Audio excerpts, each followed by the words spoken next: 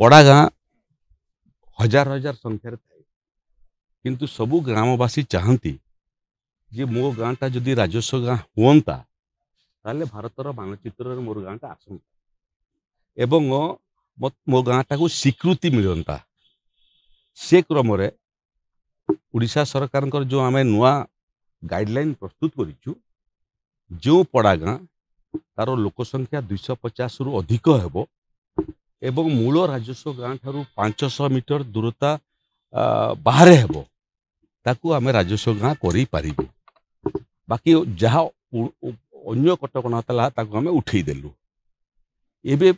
मु रेकर्ड देखिक कहूँ जे राज्य रे 2091 मसीहा ठारू 2024 मसीहा पर्यंत मोटामोटी 1991 रु 2024 केते वर्ष है 24 वर्ष भितर ओडिशा रे मात्र 1000 गाँ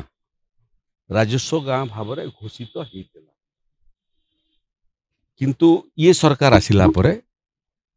12 मास भितर आमे ओडिशा रे 500 रु अधिक गाँ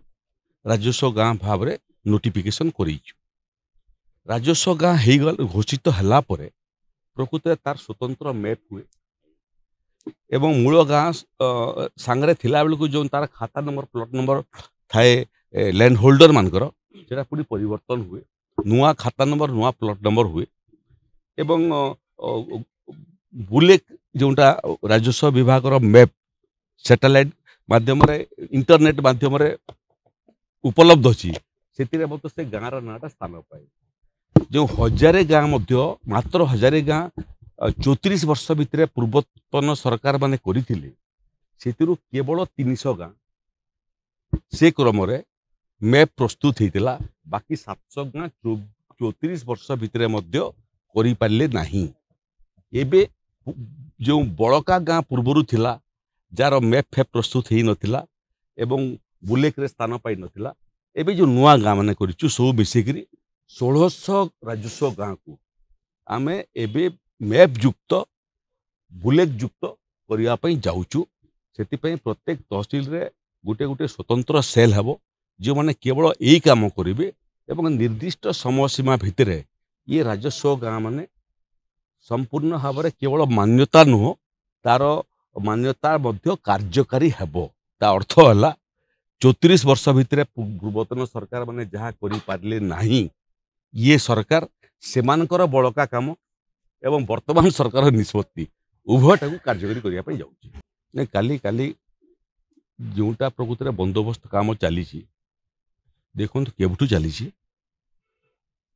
1936 मसीह बंदोबस्त कार्य चली केते वर्ष है हिसाब करंतु आपण एते वर्ष हल्ला परे मध्य समाप्त ही नहीं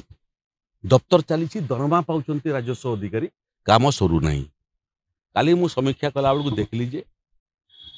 1936 मसीह 1982 मसीह मध्य चकबंदी एवं सेटलमेंट काम चली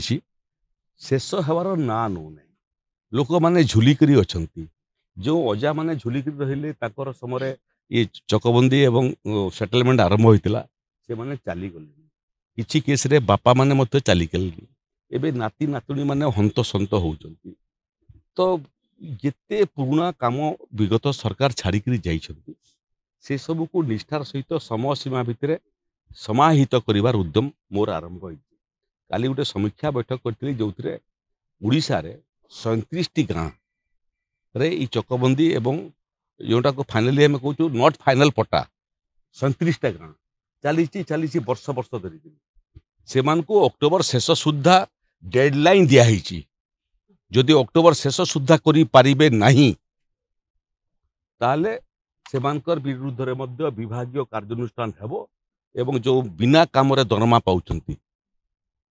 सेटा मध्य सेमानकर रिकवरी देखो उत्तराखंड नुहे ओडिशा यहाँ गोटे प्राकृतिक विपर्य प्रवण राज्य एथिरे मात्र सन्देह नहीं आमर मूल प्राकृतिक विपर्यर समस्या है बन्या गोटे समय महानदी आम बन्यार कारण होता आजिकल ସୁବର୍ଣ୍ଣ ରେଖା ବୁଢ଼ା ବଳଙ୍ଗ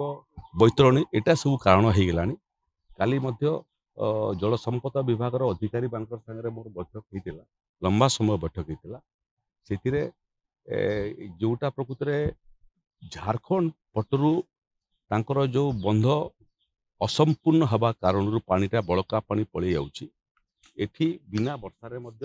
କେନ୍ଦୁଝର, ମୟୂରଭଞ୍ଜ, ବାଲେଶ୍ୱର ଏଠି ବନ୍ୟା ହେଇଯାଉଛି। ତାକୁ ସମାହିତ କରିବା ପାଇଁ ଝାଡ଼ଖଣ୍ଡ ସାଙ୍ଗରେ କଥା ଲାଗିବା ପାଇଁ ଆମର ଯିଏ ଏଡ଼ିସନାଲ ଚିଫ୍ ସେକ୍ରେଟାରୀ ଜଳ ସମ୍ପଦ ବିଭାଗ ତାଙ୍କୁ ମୁଁ ପରାମର୍ଶ ଦେଇଛି, ସେମାନଙ୍କ ସାଙ୍ଗେ ସମ୍ପର୍କରେ ଅଛନ୍ତି। କେନ୍ଦ୍ର ସରକାର ଏବଂ water commission, central water commission ଏମାନଙ୍କୁ ମଧ୍ୟ ଆମେ ଅବଗତ କରୁଛୁ, ଆଗକୁ ମଧ୍ୟ ଅବଗତ କରିବୁ, ଯେମିତି ଝାଡ଼ଖଣ୍ଡ ସାଇଡ୍ ପଟରୁ ପାଣି ନ ଆସିକରି ପାଣି ଆସିକରି ଏଠି ବନ୍ୟା ନ ହଉ। ଏକ ଦ୍ୱିତୀୟ, ଯେଉଁ ପାଣି ସବୁ ଆସୁଛି ବର୍ଷା ପାଇଁ ହଉ କିମ୍ବା ଝାଡ଼ଖଣ୍ଡ ପଟରୁ ହଉ, ଏପଟରେ ବାଲେଶ୍ୱର, ଭଦ୍ରକ, ଯାଜପୁର ଏସବୁ ଅଞ୍ଚଳରେ ହେଉଛି କ'ଣ, ଏଥିରେ ଭୂମିର ଲେଭେଲ ଏବଂ ସି ଲେଭେଲ ସମାନ ହେଇଯାଉଛି।